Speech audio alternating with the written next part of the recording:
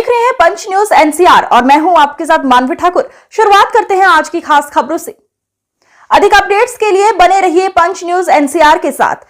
Channel को like, share, subscribe करें और बेल आइकन दबाना बिल्कुल न भूलें। हिमाचल प्रदेश के मुख्यमंत्री सुखविंदर राज सिंह सुक्खू ने कहा कि आज अटल बिहारी वाजपेयी की पुण्यतिथि है। सभी दलों के नेता उनका सम्मान करते थे। जब कांग्रेस की सरकार थी और राजीव गांधी प्रधानमंत्री थे, तब उन्होंने अटल बिहारी वाजपेयी को संयुक्त राष्ट्र महासभा को संबोधित करने के लिए भेजा था। आज उनकी पुण्यतिथि पर हमारी सच्ची श्रद्धांजलि यही होगी कि लोकतंत्र में चाहे सत्ता पक्ष हो या विपक्ष, सबकी आवाज सुनी जाए। उन्होंने आगे कहा कि मैंने मंडी के लिए 100 करोड़ रुपए के विशेष पैकेज की घोषणा की है। वहां बहुत नुकसान हुआ है। हम चाहते हैं कि जिन परिवारों के घर तबाह हुए हैं उनका पुनर्वास किया जाए। आज अटल बिहारी वाजपेयी जी की पुण्यतिथि है। सभी पार्टी के नेता उनका आदर करते थे और जब कांग्रेस की सरकार थी, माननीय राजीव गांधी जी देश के प्रधानमंत्री हुआ करते थे, तो उनको यूएन असेंबली में संबोधन करने के लिए माननीय राजीव गांधी जी ने उनसे अनुरोध किया और उन्होंने यूएन असेंबली को संबोधित किया। इस तरह की लोकतंत्र की प्रक्रिया उस समय थी।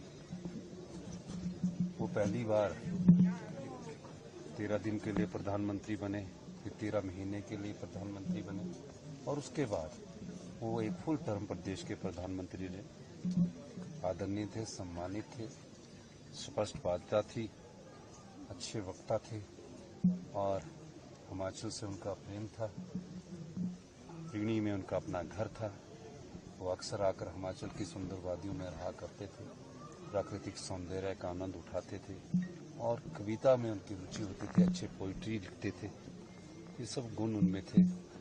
आज उनकी पुण्यतिथि पर हमारी सच्ची श्रद्धांजलि यही होगी कि लोकतंत्र में चाहे विपक्ष है, चाहे सत्ता पक्ष है या अन्य दलों के नेता है, सबकी बात को सुनने का मादा सम पार्टियों में होना चाहिए। यही मैं कहना चाहूँगा। सर, उस टाइम की राजनीति और आज की राजनीति में कितना फर्क दिखती है? नहीं, राजनीति परिवर्तन के दौर से गुजरती रहती है। राजनीति कभी स्थिर नहीं रहती है। बदलाव आते हैं, बदलाव जाते हैं, नई सोच विकसित होती है, युवाओं की सोच विकसित होती है। तो ये बदलाव की राजनीति हमेशा रहती है। आपदाओं से काफी नुकसान हिमाचल प्रदेश में हो रहा है। 100 करोड़ का आपने पैकेज अनाउंस किया है। मैंने मंडी के लिए स्पेशल 100 करोड़ रुपए का पैकेज की घोषणा की है और निश्चित रूप से उसका सबसे अधिक लाभ अगर किसी विधानसभा क्षेत्र को होगा तो पूर्व मुख्यमंत्री श्री जयराम ठाकुर जी के विधानसभा क्षेत्र में होगा और उसमें नुकसान भी काफी हुआ है। और हम चाहते हैं कि जिन परिवारों के घर उजड़ गए हैं उन घरों को बसाया जाए। और मैंने ये भी कहा है कि अगर कोई रिश्तेदार अपनी जगह अपने किसी रिश्तेदार को या दोस्त को 5 विश्वा या 10 विश्वा देगा तो उसकी रजिस्ट्रेशन की फीस नहीं लगेगी। रजिस्ट्रेशन की फीस उन लोगों के लिए भी माफ कर दी गई है ताकि जो आपदा में प्रभावित परिवार है वो उन जगहों पर बसना नहीं चाहते, क्योंकि जिस प्रकार का वहाँ डिजास्टर हुआ है, जिस प्रकार का संकट उन परिवारों पर आया, तो एक भय का वातावरण है। और दूसरा मैं चाहूँगा कि केंद्र सरकार हमें अधिकार दे ताकि हम 1 बीघा जगह पर उन आपदा प्रभावित परिवारों को बसा सकें जो फॉरेस्ट लैंड है, क्योंकि हिमाचल प्रदेश का जो 68% जो भाग है वो वन भूमि है। वन भूमि के रूप में 32% हिमाचल प्रदेश की जनता के पास बच जाता है। तो फॉरेस्ट में अगर हमें थोड़ा सा भी कानून में ढील देगी, मैं दावे के साथ कह सकता हूँ कि आपदा प्रभावित परिवारों को फॉरेस्ट में जहाँ उन्हें अच्छी जगह लगेगी हम उन्हें 1 बीघा जगह उपलब्ध करवा देंगे।